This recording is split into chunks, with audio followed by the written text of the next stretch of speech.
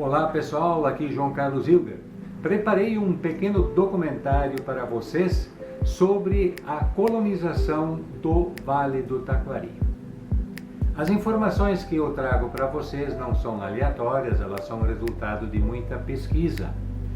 As imagens que são pano de fundo, elas são aleatórias e elas são todas aqui do Vale do Taquari, elas são imagens próprias, únicas, que vocês vão acompanhando enquanto que escutam o que eu relato para vocês. Acho que vocês vão gostar.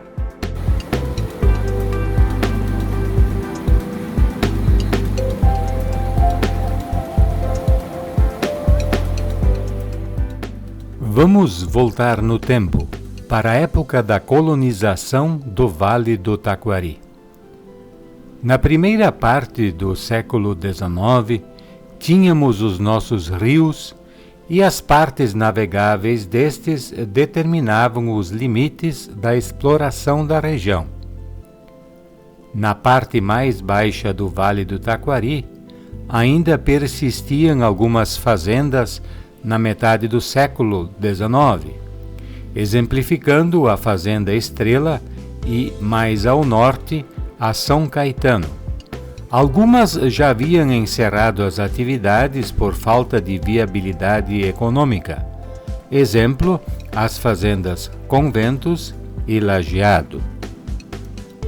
Os grandes proprietários das antigas fazendas Sesmarias perceberam que dividir seus latifúndios em colônias e os destinar aos imigrantes era o caminho. Para a região também vieram empresas de colonização, exemplo, os Fialho de Vargas.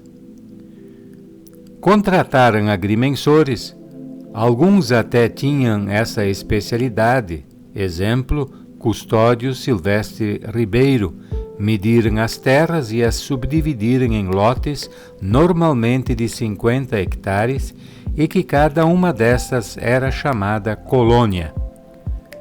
Normalmente eram áreas retangulares que aproveitavam da melhor forma o relevo. Infraestrutura não era fornecida, a não ser os precários caminhos que já existiam, talvez alguns já usados pelos próprios índios e depois utilizados para a exploração da erva mate e madeira. Vamos lembrar também do caminho que o Custódio Ribeiro abriu a pedido do governo estadual, ligando a sede da Fazenda São Caetano aos Campos da Soledade, subindo pelas margens do Arroio Grande, Marinheiro e Travesseiro.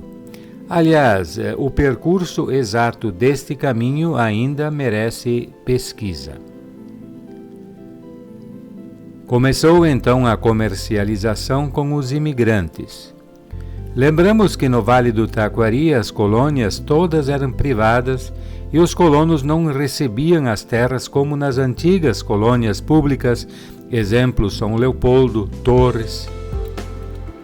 Iniciou então uma migração muito grande para nosso vale de colonos e descendentes das antigas colônias São Leopoldo, Dois Irmãos, Ivuti, Feliz, São José do Hortêncio, Montenegro e Santa Maria da Soledade, que ficava na região de Barão e São Vendelino, a colônia falida de Montravel e Silveira.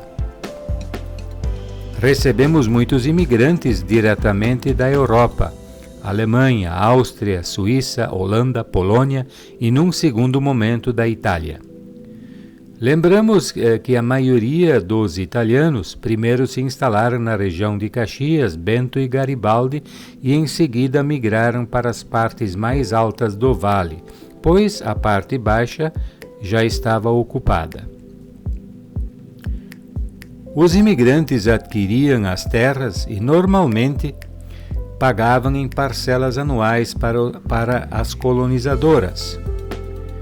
Lembro que temos na região diversos exemplos de imigrantes que adquiriram áreas maiores e participaram do próprio processo de colonização.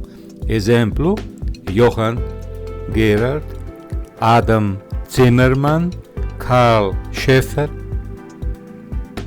O imigrante, após adquirir sua área, procurava um espaço dentro dela onde o relevo permitia, as enchentes não pegavam e principalmente próximo a uma vertente de água onde cavava seu poço, a cacimba.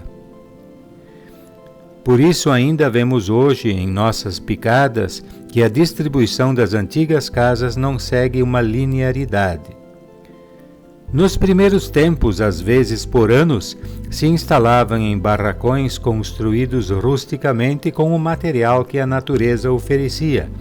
Depois, normalmente eram casas de madeira, alicerçadas com pedras que recolhiam nas proximidades. E somente depois, já próximos à virada do século, começavam as construções em alvenaria, se utilizando de pedras grês, a de areia, e tijolos que mesmo fabricavam.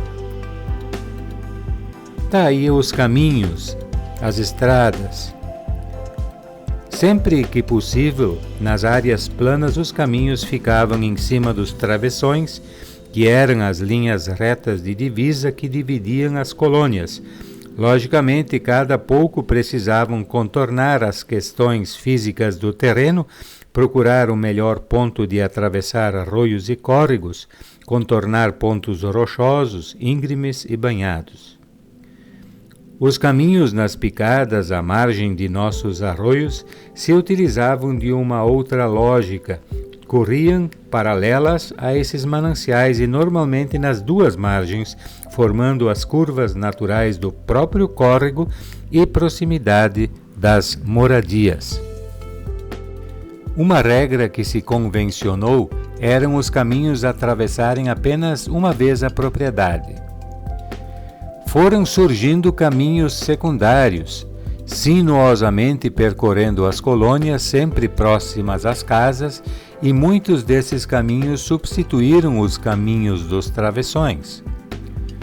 Falando em caminhos secundários, ainda hoje encontramos pequenos piques que as pessoas usavam a pé para atalhar os percursos para ir na venda, no moinho, na ferraria, na escola. A utilização destes se incorporou de forma natural, uma prática trazida da própria Europa. Isto merece estudos mais aprofundados. Como naquela época os meios de transporte eram cavalos, as solas dos pés e botas, carroças, era muito comum os caminhos atravessarem os morros, ligando uma picada a outra, encurtando o percurso. Vários desses caminhos hoje se consolidaram e outros desapareceram. Exemplo, Arroio Grande, Palmas. Aliás, as estradas antigas eram muito precárias, cheias de atoleiros e dificuldades, e a manutenção era feita pelos próprios colonos. A partir do final do século XIX, quando houveram as emancipações municipais, começaram movimentos na construção de pontilhões, ordenamento das travessias por balsas nos rios, ajustes e melhoramentos nas estradas. Por necessidade, os antigos intendentes se utilizavam de parcerias com os colonos, se inspirando nas regras e convenções que naturalmente já existiam. Estas análises são muito interessantes para entendermos como era a vida de nossos antepassados e entender como é hoje. Num próximo vídeo, vamos abordar a organização e a vida comunitária das nossas picadas coloniais.